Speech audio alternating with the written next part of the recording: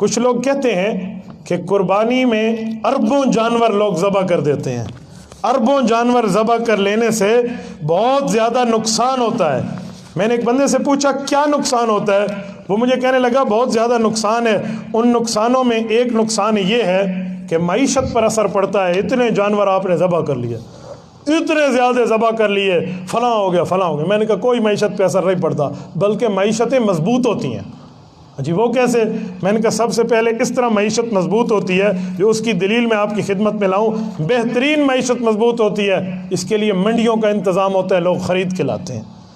اس کے لیے کاروبار نفع بخش ہوتا ہے، اس کی دیکھ بھال کے لیے نوکر چاکر رکھنے پڑتے ہیں، بہترین روزگار کا سسٹم ہے۔ دودھ کا نظام اور مستقل ہوٹلوں کو اور گھروں کی ضرورت اور مٹھائیوں وغیرہ میں پوری ہوتی ہے۔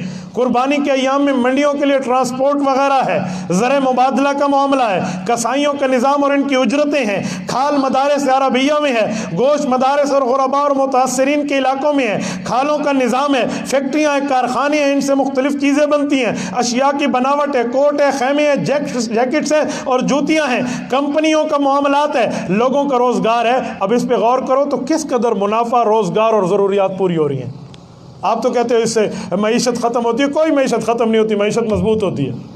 اور اگر کسی آدمی کے پاس یہ طاقت ہے کہ وہ ذبح کرے اور وہ ذبح نہ کرے، اللہ کے رسول نے فرمایا فَلَا يَقْرَبَنَّ مُصَلَّانَا، لفظی ترجمہ ہے وہ میری عیدگاہ کے قریب نہ آئے، بامحاورہ ترجمہ ہے کس منہ سے نماز عید پڑھنے آئے گا، کس منہ سے پڑھنے آئے گا۔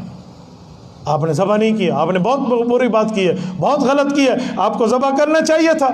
تو میرے دوستو ابھی بھی وقت ہے، اگر کسی پر قربانی واجب ہے تو وہ ضرور لے اور اس کو ذبح میں شامل ہو جائے، نہیں تو حصے میں مل جائے، اور قربانی ضرور کرے۔ اگر بیوی پر واجب ہے، بیوی علیحدہ کرو، علیحدہ قربانی ہے اس کی، یہ ہونا چاہیے، اور اس کا بدلہ آپ کو قیامت میں رب دے گا۔ حسنات محضرات فی میزان یوم القیامہ، قیامت میں نام اعمال میں لکھا جائے گا۔